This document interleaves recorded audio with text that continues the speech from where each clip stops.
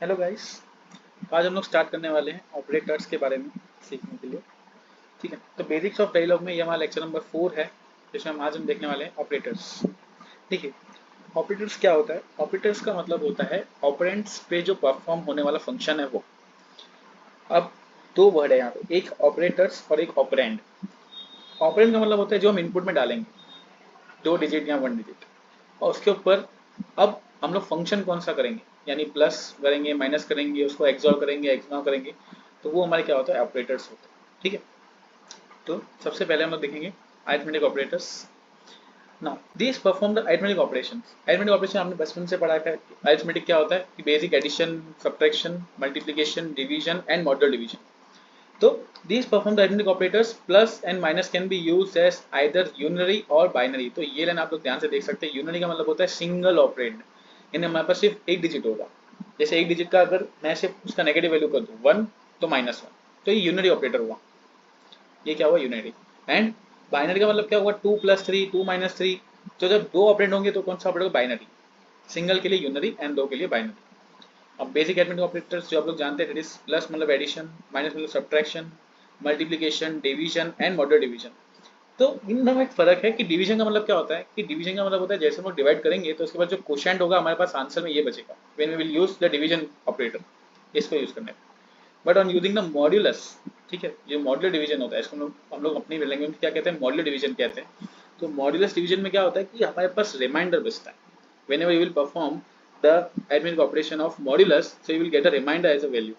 Likewise 4 divide by 2 करेंगे तो हमारे पास आंसर मॉड्यूलर ऑपरेटर का क्या आएगा? 0 आने वाला। ठीक है, I hope this is very clear because this is the basic operators only.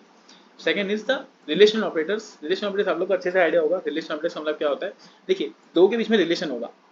Relation मतलब कैसा हो सकता है? जैसे दो भाई बहन का रिलेशन है, तो एक भाई बड़ा है, दूसरा भाई छोटा है। ठीक है, या फिर एक सिस्टर बड़ी है, ब्रदर बड़ा है, सिस्टर छोटी है, या फिर ब्रदर छोटा है। लाइकवाइज रिलेशन होते हैं। तो ऐसे हमारे यहाँ पे भी क्या होते हैं? रिलेशनल ऑपरेटर्स यूज होते हैं। That is to compare the values, that is either greater than, less than, greater than equal to, less than equal to, not equal to और इक्वल टू। तो देखिए, relation operators compares the two operand. ठीक है, word आ गया, this is the operands. Operands हम लोग कहते हैं दो वैल्यूज जो हम डालने वाले हैं। एंड रिटर्न्स वो हमें वापस देगा अ सिंगल बिट, दैट इज 1 और 0, 1 और 0। These operators synthesize into comparators। ये हमारे किस में यूज होते हैं? हमारे कंपेरेटर्स में यूज किए जाते हैं। कंपेरेटर्स का मतलब क्या होता है? ऐसे हमारे सर्किट्स होते हैं जो कंपेयर करते हैं। हमें क्या करेंगे? हम लोग कंपेयर करने वाले हैं। ठीक है, तो अब अगर ध्यान से देखें तो पहला क्या है? Less than equal to, greater than equal to and this is not equal to. तो ये हमारे ऑपरेटर्स क्या है? कुछ रिलेशन ऑपरेटर्स है। जैसे अगर हम लोग ये लिखें क्या, लेस देन 2 <4। अगर मैं इसको रखता हूँ तो ये आंसर क्या देगा? 1 या 0? It will give the answer as 1। ये हमें 1 देगा, क्योंकि जाहिर सी बात है 2 4 से छोटा है। अगर इसको मैं साइन उल्टा कर दूं यहाँ पे, सपोज कर लीजिए कि मैंने ऐसा कर दिया, सॉरी ना, तो हमें अब आंसर क्या मिलने वाला है? 0, because 2 is never ever greater than 4। तो बस यही काम है रिलेशन ऑपरेटर्स का कि वो कंपेयर करता है क्या वो किसी से बड़ा है, क्या किसी से छोटा है। ठीक है, less than equal to. Less than equal to का मतलब क्या हो गया? ध्यान से देखिएगा, 2 then less than equal to 4। अगर 4 होगा तो भी चलेगा, या 4 से छोटा होगा तो भी चलेगा। ठीक है, 4 होगा तो भी चलेगा, 4 से छोटा होगा तो भी चलेगा। यहाँ पे एक बेस्ट एग्जाम्पल होता है 4 is less than equal to 4। 4 is less than equal to 4, तो आंसर इज 1, बिकॉज 4 के इक्वल है 4, तो भी आंसर क्या आने वाला है? 1 ही आने वाला है आउटपुट में। और अगर मैं इसको हटा के 3 लिख दूँ, क्या 3 लेस देन इक्वल टू 4? उस टाइम पे लेस देन वाला ऑपरेटर यूज होगा, क्योंकि 3 क्या है? 4 से छोटा, तो भी 1 देने वाला है। लाइकवाइज लेस देन और इक्वल टू ऐसे काम करता है कि अगर मैं यहाँ पे इनपुट में 4 भी लिख दूंगा यहाँ पे वापस एट द एंड मोमेंट पे 4, तो 4 की वैल्यू 4 के बराबर ही है, क्योंकि यहाँ पे इक्वल ऑपरेटर भी यूज किया गया साथ में। तो ये आंसर रिटर्न क्या देगा? 1। बट अगर मैं इसको हटा के 5 कर दूंगा तो यहाँ पे आंसर क्या आ जाएगा? Then our output will be, we can say that it will be 0। Clear? तो आई होप सो कि आप लोग को रिलेशन ऑपरेटर भी इजीली समझ में आ गया होगा। सेम थिंग आप ग्रेटर देन में रख सकते हो, ग्रेटर देन इक्वल टू में 4 equal to 4, yes. A 4 equal to 5, no.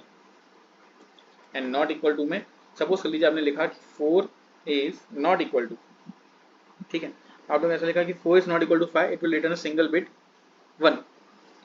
आपने लिखा कि 4 इज नॉट इक्वल टू 4, तो हमें आंसर क्या देगा? 0, क्या देगा? 0। ठीक है, आई होप आप लोग को यहाँ तक क्लियर हो चुका होगा बिट वाइज। अब ये कुछ समझ लीजिए bit wise. What do mean by bit? आप लोगों ने ये चीज़ कभी बेसिक इलेक्ट्रॉनिक्स में हमने पढ़ा होगा कि 1 बाइट जो होता है, 1 byte is equal to consist of 8 bits. And what are bits? तो bits can be considered as 0 0 1 0 1 0, likewise this are हमारे बिट्स। तो अगर मैं यहाँ से देखिए ध्यान से, तो 1 1 2 3 4 5 6 7 8 इतने लेता हूँ, ठीक है। तो ये मेरा क्या बना? 1 बाइट बना। ये मेरा 1 बाइट है जिसके ना 8 बिट्स है, इसके ना 8 बिट्स है। अब 8 बिट्स का है, ये आपको बेसिक समझाना इसलिए पड़ रहा है ताकि आप लोग को ये बिट वाइज ऑपरेटर कैसे काम करते हैं क्लियर हो जाए। सपोज कर लीजिए मेरे पास 2 ऑपरेंड है, एक ऑपरेंड है 0 1 0, ठीक है। इसको मैं ब्रैकेट में बंद कर देता हूँ यहाँ पे, ठीक है, ओके। और अब मैं करने वाला हूँ लॉजिकली एंड किसका? 0 1 1 का। तो इसका आंसर क्या ना, देखो 0 0 जा, पहला क्या होगा? 0 0 जा 0, 1 1 जा 1 एंड 0 1 जा 1। तो जब हम लोग इसका लॉजिकली बिट वाइज, हर एक बिट वाइज मतलब क्या हुआ? पहला 0 और इसका पहला 0, दोनों के बिट वाइज एंड ऑपरेशन। इसका सेकंड नंबर बिट क्या है? 1, इसका सेकंड नंबर बिट क्या है? 1, दोनों को मल्टीप्लाई की मतलब एंड ऑपरेशन, तो 1। और इसका थर्ड ऑपरेंड क्या है? मतलब थर्ड बिट क्या है हमारा? 0, और इसका थर्ड बिट क्या है? 1। सो इसमें हमारा 1 0 जा 0, सॉरी यहाँ पे भी ओके।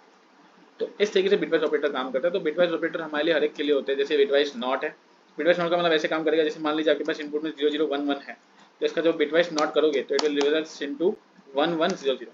तो हर एक बिट रिवर्स हो रही है, 0 का 1 हो गया, 0 का 1 हो गया, 1 का 0 हो गया एंड 1 का 0 हो गया। Likewise bitwise operator work. Clear? I hope सबको बिटवाइज ऑपरेटर समझ में आ गया होगा कि हर एक सिंगल बिट को वो यूज करते हैं। बिटवाइज नॉट, बिटवाइज एंड हमने दोनों देख लिए। बिटवाइज और आप इजीली कर सकते हो, bitwise XOR, XOR operation and bitwise XNOR operation, ठीक है। तो this is about bitwise operator.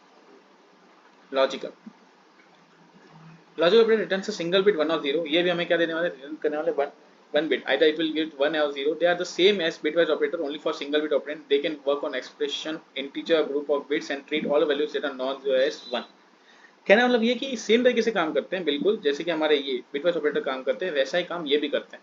But logically operation हमारे पास कौन से होते हैं? आप लोगों ने बेसिक जब पढ़ा होगा, बेसिक गेट्स, तो आप लोग ये पढ़ोगे कि ए ओ आई। याद रखिएगा आपके पास जो बेसिक गेट होते हैं हमेशा A O I. A stands for AND, O stands for OR, and I stands for inverter. Invert that is called short form of A O I, AND OR and invert, यानी AND operation OR operation and invert का मतलब होता है not operation. Invert को हम लोग क्या कहते हैं? लॉजिकल नॉट, ठीक है।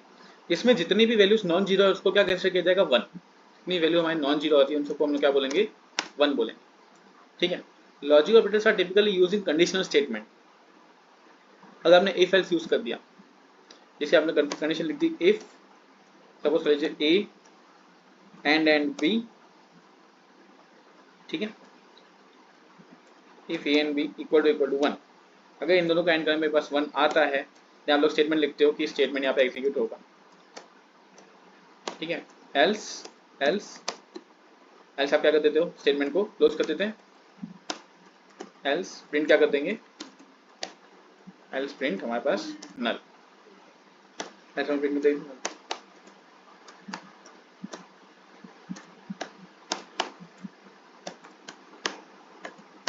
ठीक है। तो जब आप ऐसे ये यहाँ से आप देख चेक करिए कि यहाँ से आपने जो किया कि आपने पहले कंडीशनल लॉजिकल ऑपरेशन लगा कि आप लॉजिकली ए और बी का क्या करोगे? एंड करोगे। अगर उसकी वैल्यू 1 आएगी तो आपका स्टेटमेंट जो भी होगा वो एग्जीक्यूट होगा, अदरवाइज आपका स्टेटमेंट एग्जीक्यूट नहीं होना चाहिए। तो एल्स में हमने क्या कर दिया? प्रिंट नल। तो ये कंडीशन जब भी आती है हमारे पास, ठीक है, तो इस कंडीशन में हम लोग क्या करते हैं? हमेशा हम लोग ये लॉजिकल ऑपरेटर्स को यूज किया जाता है, जैसे logical not, logical and, logical और, ए ओ एंड आई। आई होप आप लोग को यहाँ तक क्लियर हो चुका होगा। Conditional, the best one in the Verilog to learn is about conditional operators. See, पहले के टाइम में हम लोग कंडीशन जैसे if else, nested if else, else if और elif हम लोग काफी सारे लिखते थे। if then else if। तो देखिए आपको मैं एग्जांपल समझाता हूँ कि if this condition then elif then elif उसके अंदर भी आएगा, ठीक है। अगर वो भी नहीं हुआ तो फिर elif then else कंडीशन ये है। तो आपने देखो कितने सारे आपको स्टेटमेंट लिखने पड़ रहे हैं, कितने सारे, 1 2 3 4 5, ठीक है। तो आप लोग को ऐसे लेंथी सा कोड बनाने से अच्छा है कि हम लोग क्या करें, इसको शॉर्ट फॉर्म में समझें।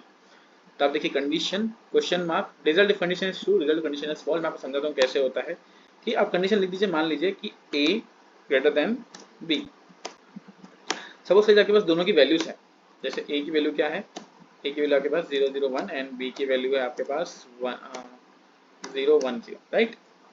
ए ग्रेटर देन बी कंडीशन में लिखी, then you are placing the question mark. आप क्या करोगे फिर 1 सॉरी राइट। अगर ए की वैल्यू बी से ग्रेटर देन हो जाएगी then first value will be executed is 1, और अगर ए की वैल्यू बी से बड़ी नहीं होगी then will result output into 0। तो हमें लाइन सेंस में लिखने की जरूरत ही नहीं पड़ेगी, if A greater than B print 1, if A less not greater than B not greater than B then print 0। No, हमने एक बार कंडीशन लिख दी, then we are directly placing that 1 और 0। अगर ए की कंडीशन सेटिस्फाइड है then our first statement will be executed, that is 1। If not then second statement will be executed 0। यहाँ से कुछ समझ में आ गया होगा, ये क्या है मेरा, ये है हमारा 1 और ये है एक्चुअली हमारा 2, ठीक है, बाइनरी फॉर्म में है ये हमारे। तो आप लोग को आई होप सो यहाँ से क्लियर हो चुका होगा कि कैसे कंडीशनल स्टेटमेंट वर्क करता है, राइट। इस तरीके से हमारे पास शॉर्ट फॉर्म है कि हम लोग कोड को इजी टू रन वेरिलॉग में हम लोग समझ सकते हैं और इजीली हम लोग इसको एक्सप्लेन भी कर सकते हैं विद अ शॉर्ट लेंथ, ताकि हम सामने वाले को बहुत ज़्यादा कन्फ्यूजन ना झेलना पड़े, राइट।